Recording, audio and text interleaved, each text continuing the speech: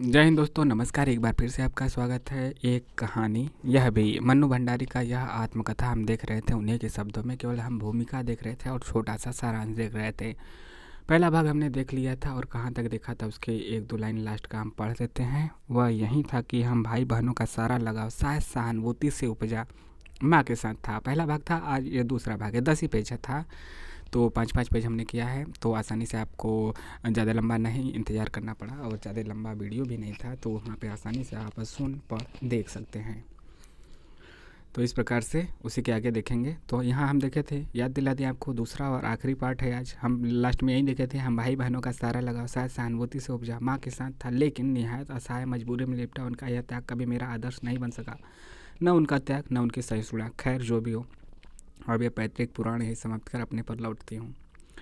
5 भाई बहनों में सबसे छोटी थी मैं, और सबसे बड़ी बहन की शादी के समय मैं शायद 7 साल के थे, और उसका एक धुतली सी याद मेरे मन में है।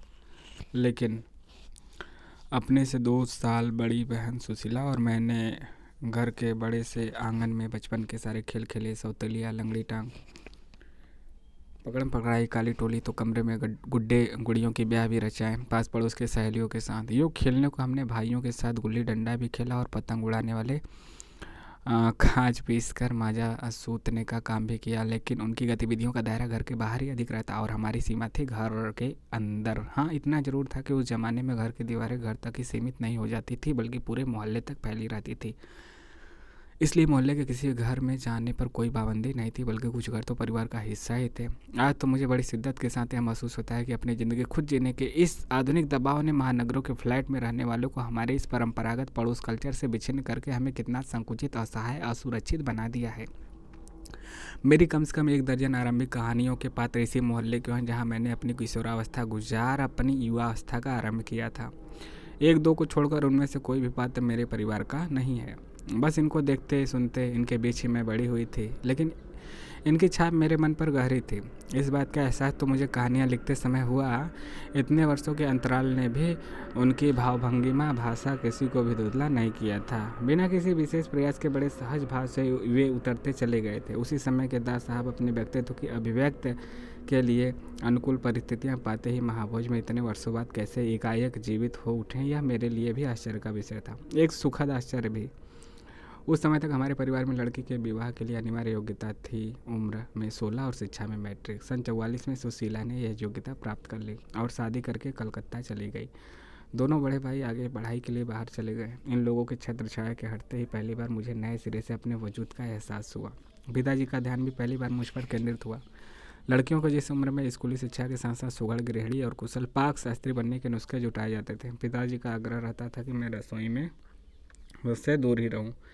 रसोई को वह भट्टियार खाना कहते थे और उनके हिसाब से वहाँ रहना अपनी क्षमता और प्रतिभा को भट्टी में झोंकना था। घर में आए दिन विभिन्न राजनीतिक पार्टियों के जमावड़े होते थे और जमकर बहसें होती थी। बहस करना पिताजी का प्रिय सगल था। क्या सगल? चाय पीने का या नाश्ता देने जाती तो पिताजी मुझे वहीं पर बैठने को कहते। वे चाहते थे मैं भी वहाँ बैठूँ, सुनूँ और जानूँ किस देश में चारों ओर क्या कुछ हो रहा है। देश में हो भी तो कितना कुछ रहा था। सन 42 के आंदोलन के बाद से तो सारा देश जैसे खोल रहा था, लेकिन विभिन्न राजनीतिक पार्टियों की नीतियाँ, उनके आपसी विरोध या मतभेदों की तो मुझे दूर दूर तक कोई समझ नहीं थी। हाँ, क्रांतिकारियों और देशभक्त शहीदों के रोमानी आकर्षण उनकी कुर्बानियों से जरूर मन आक्रांत रहता था।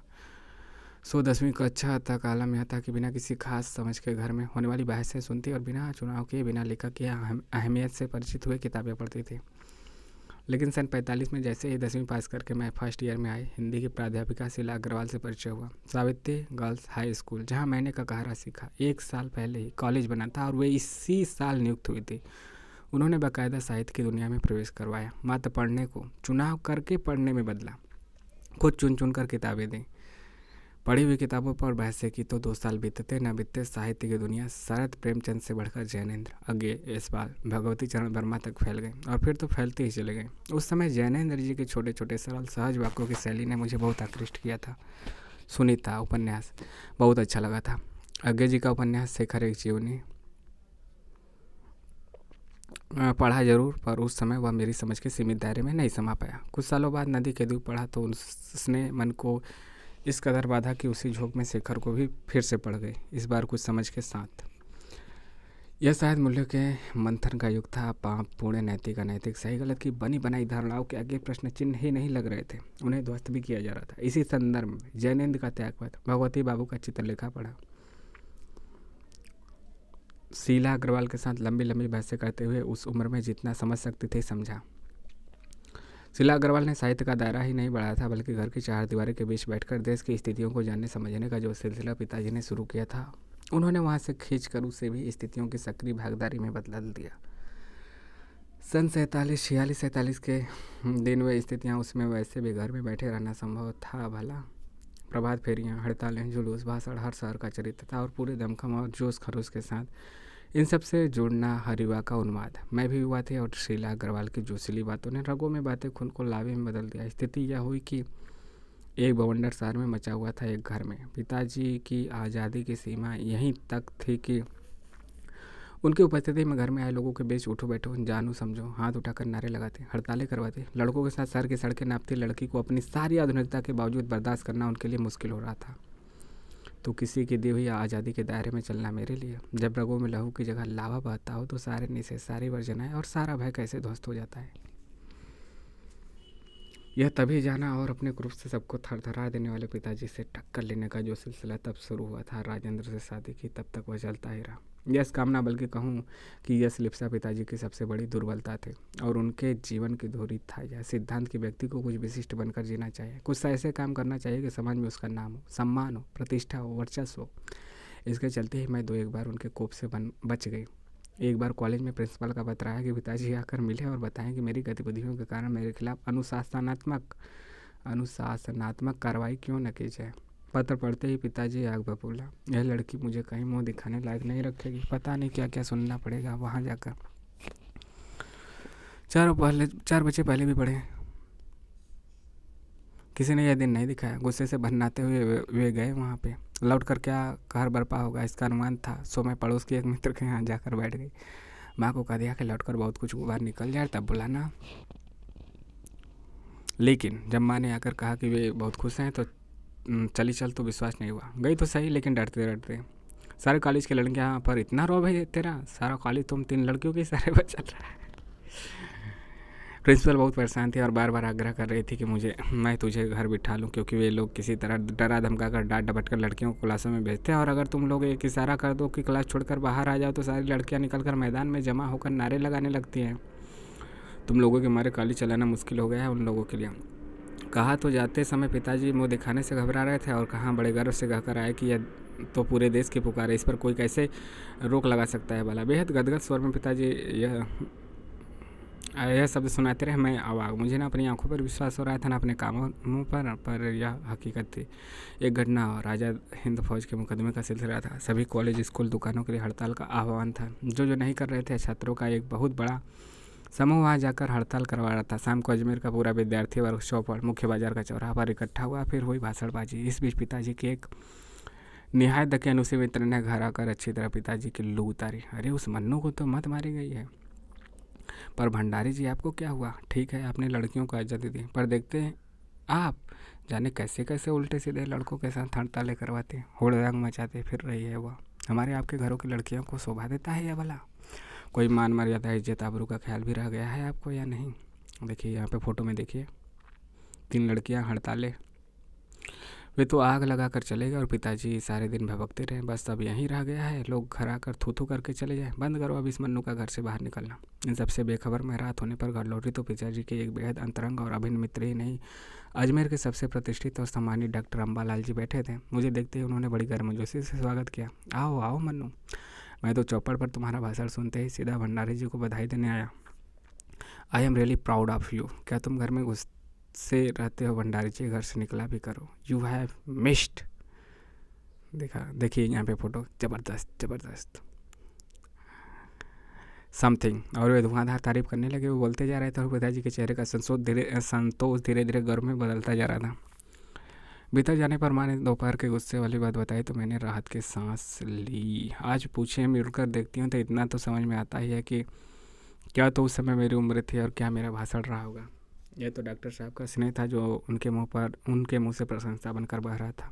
या यह भी हो सकता है कि आज से 50 साल पहले अजमेर जैसे शहर में चारों ओर से उमड़ती भीड़ के बीच एक लड़की का बिना किसी संकोच और झिझक के यूँ धुआंधार बोलते चले जाना ही इसके मूल में रहा हो। पर पिताजी कितनी तरह के अंतर विरोधों के बीच जीते थे वे।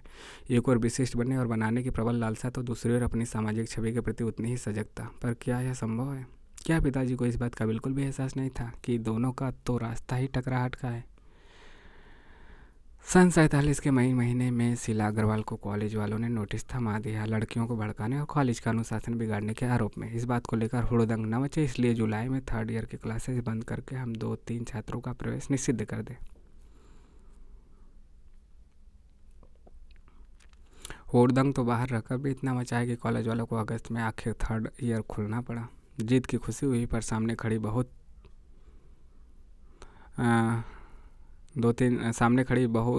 खड़ी बहुत बड़ी चीर प्रतीक्षित खुशी के सामने यह खुशी बिला गई। शताब्दी का सबसे बड़ा उपलब्धि 15 अगस्त 1947। आपको यह भी बताना है लेखिका के व्यक्तित्व पर किन किन व्यक्तियों का किस रूप में प्रभाव पड़ा। इस आत्मकथा में लेखक के पिता ने रसोई को भटियार खाना कहकर क्यों संबोधित किया? वह कौन सी घटना थी जिसके बारे में सुनने पर लेखिका का न अपनी आंखों पर विश्वास हो पाया न अपने कानों पर? लेखिका के अपने पिता से वैचारिक टकराहट को अपने शब्दों में लिखिए। इस आत्मकथा के आधार पर स्वाधीनता आंदोलन के परिदृश्य का चित्रण करते हुए उसमें मनु जी की भूमिका को रेखांकित कीजिए। रचना और अभिव्यक्ति वाले में लेखिका ने बचपन में अपने भाइयों के साथ गिल्ली डंडा, पतंग उड़ाने जैसे खेल भी खेले, किंतु लड़की होने के कारण उनका दायरा घर के 4 दीवारी तक सीमित था। क्या आज भी लड़कियों के लिए स्थितियाँ ऐसी ही हैं या बदल गई? अपने परिवेश के आधार पर लिखिए। मनुष्य के जीवन में आज पड़ोस का बहुत महत्व होता है, परंतु महानगरों में रहने वाले लोग प्रायः पड़ोस कल्चर से वंचित रह जाते हैं। इस बारे में अपने विचार लिखिए।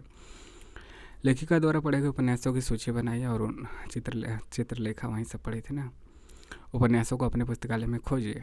आप भी अपने दैनिक अनुभव को डायरी में लिखिए। तो ये उपन्यास समाप्त हुआ मन्नू भंडारी का एक कहानी। यह भी उनकी आत्मकथा की भूमिका। आपको कैसा लगा आप ज़रूर बताइए। 2 भागों में है, दोनों भाग खोज के देख लीजिए। ठीक है, आप कमेंट करेंगे तो कमेंट बॉक्स में भी हम दे सकते हैं। कमेंट इसलिए क्योंकि पता तो चलेगा कि आप देख रहे हैं या नहीं देख रहे हैं तो क्या, जिसको ज़रूरत होगा वो खोज लेगा, पूछ लेगा, बता दिया जाएगा। जिसको ज़रूरत नहीं है उसको भला कितना भी कुछ भी मिल जाए वह उससे लाभ नहीं ले सकता। चलिए मिलते हैं नए वीडियो में। जय हिंद, जय भारत। अच्छा लगा हो तो लाइक, शेयर और सब्सक्राइब।